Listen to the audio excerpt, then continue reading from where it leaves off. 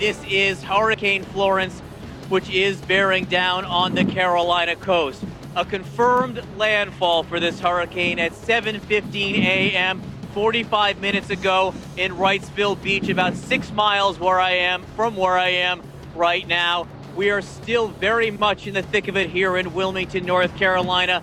A confirmed wind gust of 92 miles an hour, which is the strongest wind gust recorded here, apparently, since 1960. And as bad as that is, and as bad as this looks right now where I'm standing in Wilmington, the real danger of this storm isn't the wind, it's the duration. This will be going on for some time, hours and hours, if not days. It's the rain falling at 3 inches per hour, which will fall like this again for days. 22 inches of rain already recorded in Atlantic Beach, about 70 miles from where I am. Another 20 could fall. And then the storm surge. The storm surge, because this storm is so immense, its breadth is pushing the water up into the rivers. The city of New Bern, again, about 80 miles from where I am, a crisis situation overnight, more than 100 rescues. We understand there are many more people still in need of rescue. And even though it's so dangerous that rescue crews really should not be out, and they are risking their lives to do so, they have been staging rescues where they can and when they can to help the people in need. Part of the story of this storm is its pace. It is moving so slowly down the coast as it knocks out power. Some 420,000 people without power in North Carolina, thousands more in South Carolina, and this is just the beginning. We're in for much, much more of this as this storm passes through. Let's get a sense of where things are going. It's here where I am in North Carolina right now. Not too long from now, later today, it will head down toward North Myrtle Beach. That's where CNN's Chris Cuomo is at this moment. Chris. Yeah, you are our future, John. You've been doing a brilliant job of letting people know what the experience is there. We still don't know the toll. First responders have made rescues, but the bulk of their work has yet to begin. Having the sun come up is going to make a big difference for them in terms of assessment. Hurricane Matthew was a deadly storm a couple of years ago, did not have a lot of the factors and certainly the duration that this storm does. So God willing, we're going to get through this okay. Down here, about 45-mile-an-hour gusts. We're finally entering the Florence actual weather pattern, like the real deal is just starting now. We've had power outages.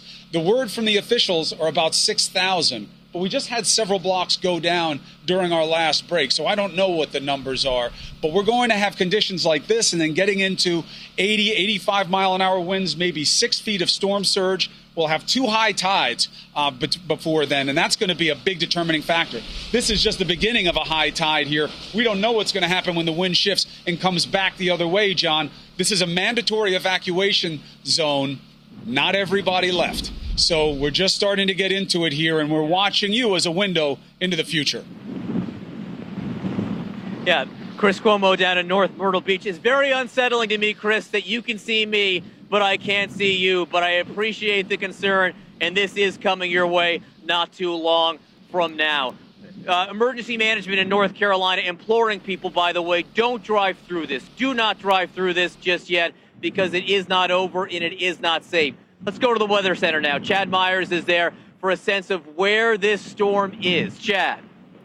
It is right over Wrightsville Beach. I mean, right over to the south of you here from Seagate down to Myrtle Grove. This is where the storm is at this point. You are here, Wilmington. You are now getting the northern eye wall. And eventually, as this storm is sagging slowly to the southwest, you're going to get the eastern eye wall. So no soup for you, John. No eye wall for you. It is going to be farther to the south. In fact, our Derek Van Dam has a live shot down here in Carolina Beach. He will, in fact, get the calm in the storm, may even see the sunshine through the clouds down there. But notice the eye itself. And you have to kind of use your time-lapse sense here. The eye is getting smaller, which means the winds are getting bigger. They're getting tighter, kind of like the ice skater analogy. Again, I won't go through it, but you get the idea of the Olympic skater bringing her arms in. She goes faster. If you bring your arms in a hurricane, you will get faster winds, and that's exactly where we're going right now. So here, really what we have for the next few hours is this surge of water on up here toward the east and north of the eye.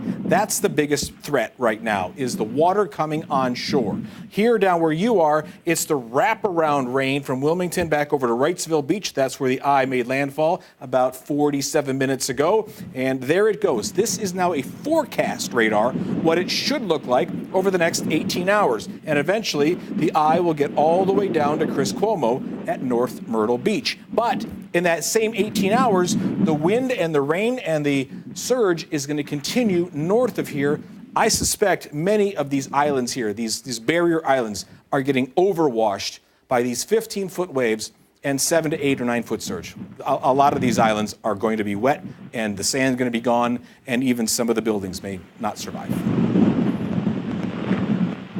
All right, Chad Myers, thanks so much for that. If we can now, I want to go to the National Hurricane Center. Ken Graham, the director, joins us now. And Ken, I can give you a forecast or a sense of the weather for a change. It's raining here, and the wind is blowing fiercely in Wilmington, North Carolina. What else can you tell us about the track of this storm? I'll tell you, the track, just like forecast, really slow track. So, we just made landfall at 7:15. The National Ocean Service observation made landfall near Wrightsville Beach. But look at this prolonged amount of you've seen the eye wall in Wilmington for a long period of time. So that's just dangerous. It's not about just the winds, but how long these winds occur. And the longer we hang around, it's the longer we start seeing these rain bands push that water in. And it's just a very dangerous situation when it comes to the wind. But the water, 90% of the fatalities occurs because of the water. And that's something we're hitting as hard as we can here at the Hurricane Center. You're talking about the duration. How much longer for people in this eye wall or under this eye wall, the Wilmington area? I'll tell you, when we look at that forecast, it's such a slow progression. I do want to show it here because if you really look at it, there's not a lot of geography that's going to be covered now through this Saturday afternoon. So we're talking about now through all day today and looking at tonight and not getting inland around South Carolina till tomorrow afternoon. So we're talking another day and a half of some of this. So that's significant. I mean, the eye wall will slowly move inland. So just because you're not on the coast doesn't mean you're going to see some big time impacts as this thing slowly treks westward. Some of the area of biggest concern overnight was up in New Bern. They had a storm surge there, 6 to 10 feet of flooding, they were telling us in some places, rescues overnight. Do they have more coming their way? Will they have another round of surge? Yeah, let's talk about it because that's something that we've been looking at for a while. This is what's happening. You have your storm surge with sometimes miles inland where the water gets pushed in. You're talking the Pamlico River. You're talking about the Neuse River where normally that's used to drain all the rain out. But here's the problem that we have. The water comes in, the storm surge, it piles up around New Bern. The other problem we have is all that rainfall that we've been forecasting, potentially 20 to 30, even 40 inches in this area. It can't drain because the storm surge is blocking that. So you're going to have flooding miles and miles inland. So it's going to be a while before that wind shifts. The continual onshore flow is going to continue to push this water inland. How far inland are we talking? Are we talking all the way as far as Charlotte? I was talking to former Governor Pat McCrory. He was saying he was expecting 12 inches of rain up there. Yeah, that's the problem. And some of these coastal rivers are going to back up the problem with the rain. Let's really look at that rain in addition to the storm surge. And if you look at it, even Charlotte could get, 10 to 15 inches of rain possible. So if you think about this, well inland, especially with the terrain, Charlotte, 10 to 15. You look at Roanoke, places like that, anywhere from high levels of water, 6 to 10 and 4 to 6 inches. And this could shift a little bit. So it's not just a coastal issue. With those type of rainfall forecasts, those rivers could be in flood for a week long after we see the hurricane out of the area. Our Chad Myers was talking about the barrier islands out on the coast a short time ago in fear that some of those might be overwashed. What's the concern there? Yeah, absolutely. And we have had some of the reports of that happening. And actually, probably a good way to illustrate this is to go to that storm surge forecast. So what happens is the water comes in and it's a violent amount of water. It pushes hard. And this storm surge could actually destroy buildings and destroy structures.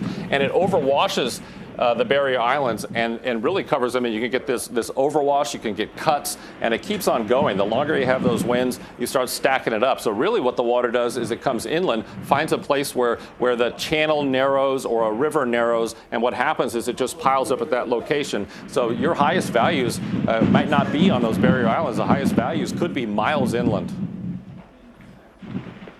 All right, Ken Graham, the National Hurricane Center, thank you so much for your work.